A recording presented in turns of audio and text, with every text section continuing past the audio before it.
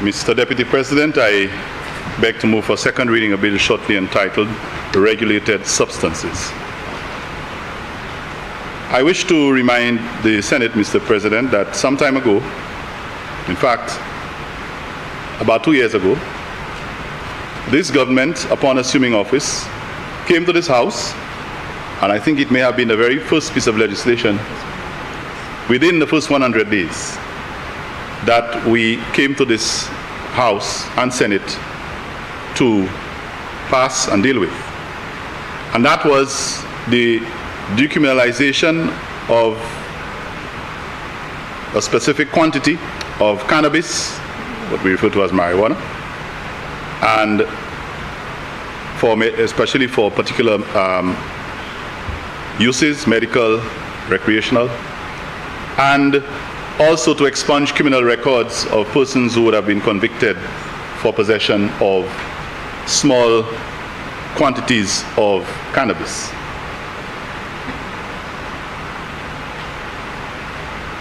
Madam President, having done that as a government, it was a clear signal and indication to our people that this government was not only talking about cannabis, was not only giving lip service to a very sensitive and critical discussion that had been taking place in this country for many years, but that we were ready to begin to act on the commitments that we gave our people ahead of the elections and even prior to our exit from office in 2016. Madam President, having come through with the legislation, we have had to go back and have quite a lot of engagement with various stakeholders, and you would have heard and seen the presence of some of these people who have worked very hard alongside the government and alongside other stakeholders to advance the cause and the ideas that emanate from that concept of commercializing, decriminalizing, and some people now want to say legalizing, but the discussion about the development of a cannabis industry and a cannabis regime. Madam President, this bill represents yet another step in that direction. I am very proud to say today that we have not put this on the back burner, but we have come back to take one more step towards achieving what we believe is a very ambitious but very important engagement that I think will benefit not only persons who are interested in using cannabis perhaps for ritualistic, recreational purposes, but for people who are interested in this as an industry.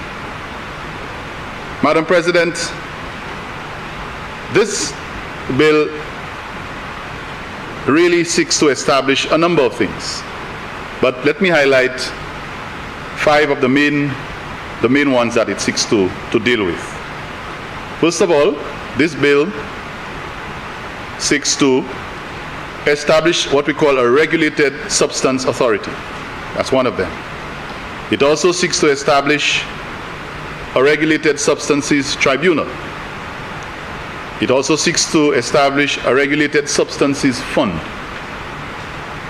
It seeks to provide for licenses of the regulated substances, and it also wishes to establish enforcement on matters relating to these regulations. So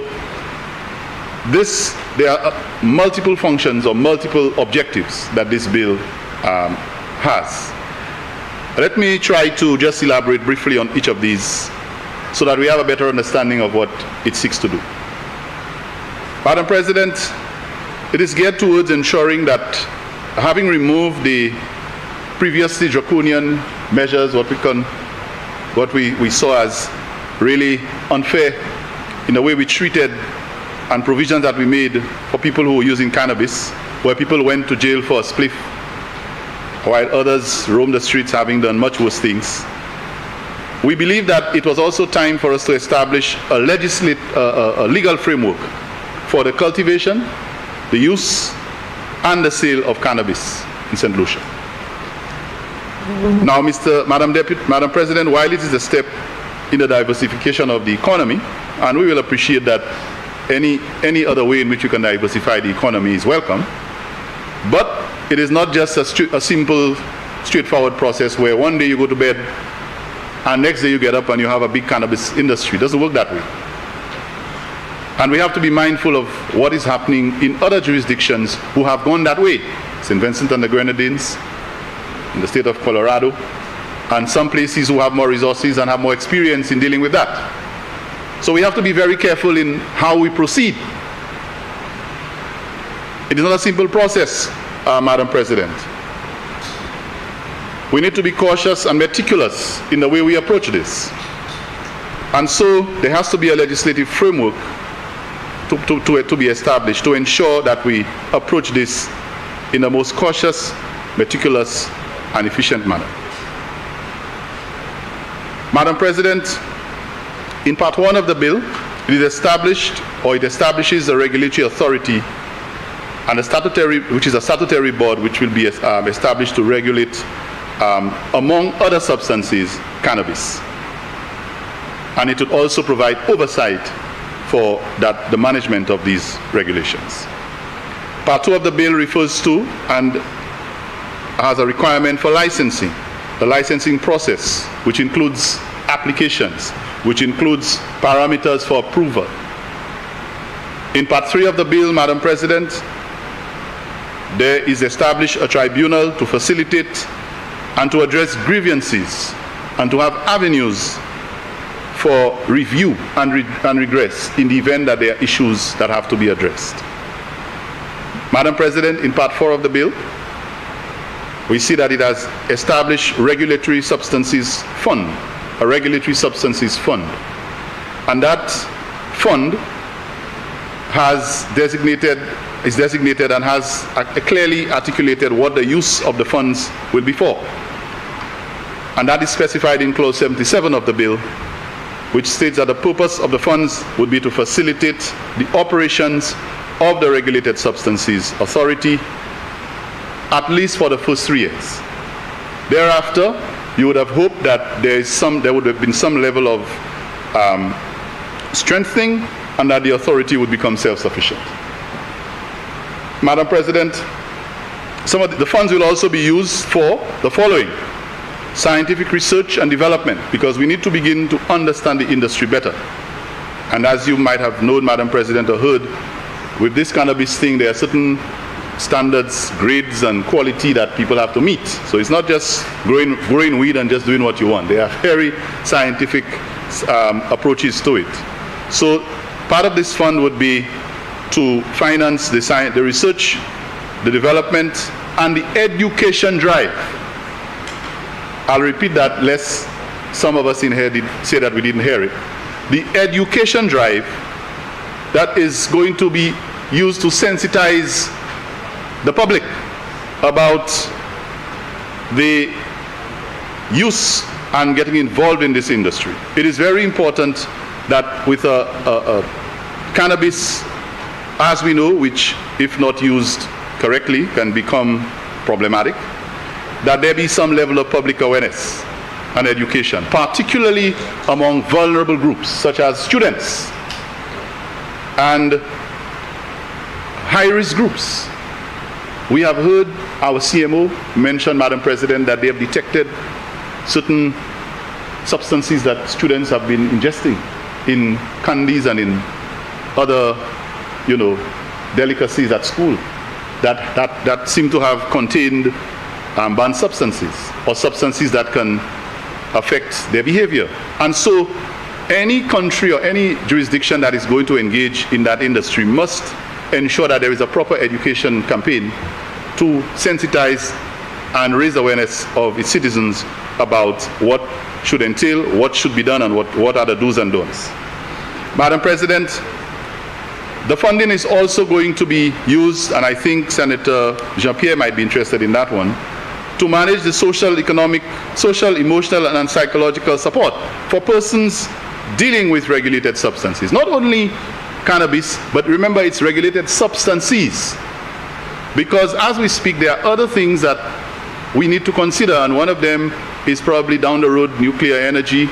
And if you look at what's going on around the world, some of these things are going to reach our doorsteps very soon, and we need to be ready for them. So while we will be focusing on cannabis now, but the regulation or the regulatory, the Regulated Substances Authority is not only focused on cannabis, but is going to set the tone and set the bar to manage other substances. And thereby you may have issues of emotional, psychological support that may be required by people who deal with them.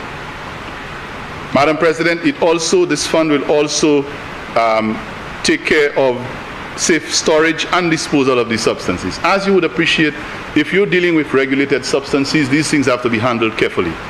Not everybody should be able to access, use, and indiscriminately deal with them. So there has to be some measure of regulatory procedure.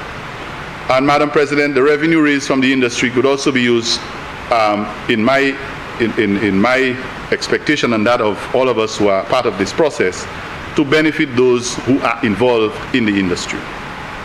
Madam President, part 5 of the bill deals with enforcement. And as I mentioned, enforcement is important because you can have rules, you can have regulations, but if you don't enforce, they're as good as just being on paper. And so enforcement of the provisions of the bill would ensure that the duly authorized persons are empowered to ensure that they deal with the provisions that the bill has to adhere to. Madam President, in part 6 of the bill, it speaks to the confidentiality oath and secrecy included in section 90. So there are certain things that will be required that are not everybody's business, but have to be dealt with very delicately. So Madam President, the bill that we tabled in this House, we will be coming back, not this bill, but this amendment. We will be coming back very soon to table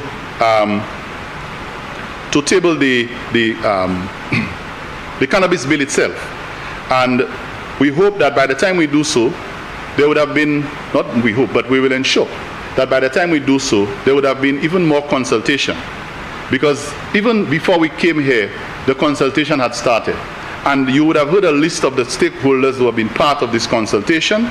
And let me just remind the Senate of some of them that we will continue to engage and consult with. Madam President, we will engage the Cannabis Commission, the Cannabis Task Force, the Ionola Council for the Advancement of Rastafari, ICA, Invest St. Lucia, the Ministry of Health, the St. Lucia Medical and Dental Association, SLMDA, the Bureau of Standards, the Ministry of Justice, the Office of the Attorney General, the Ministry of Tourism, the Ministry of External Affairs, the St. Lucia Hotel and Tourism Association, SLHTA, the Forensic Lab, the Royal St. Lucia Police Force, Event St. Lucia, the Bankers Association. And all of these stakeholders have been part of this effort. And we must continue to engage them. And there are others, but I listed at least those that are at the forefront of our discussion. And we will continue to engage because this is a very delicate step that many countries have thought about, have not taken. I think Jamaica has been bold, St. Vincent and the Grenadines in the Eastern Caribbean. But a lot of our Caribbean neighbors are talking about it, but a little bit sheepish in taking the steps. So we understand that it will require a lot of consultation and collaboration, but we have braved the storm and we have decided that we are going to do so. Madam President, I also want us to think ahead and consider the additional legislation that we may need to put in place to deal with, like I mentioned, other issues that relate to dealing with substances or threats, quote unquote, including nuclear and radioactive energy. We have to consider those things because they're not far away from us. And we have to consider legislation in terms of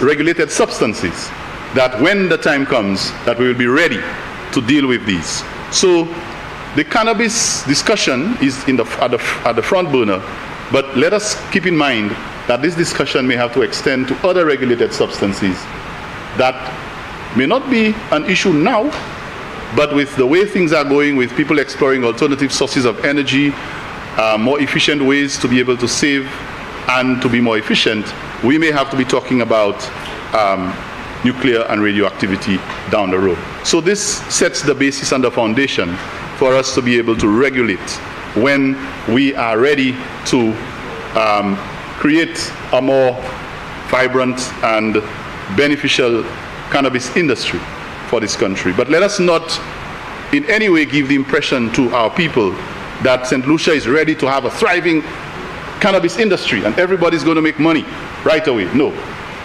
We are setting the foundation, we are putting the legislative framework in place, we are talking to the people who know how this is done. We have had our Minister of Commerce visit the countries that have attempted to engage in this industry, St. Vincent and the Grenadines. We have been trying to look at the models that have worked and some of the mistakes that our other colleagues have made before we just jump into this thing and think that we can just make everybody happy.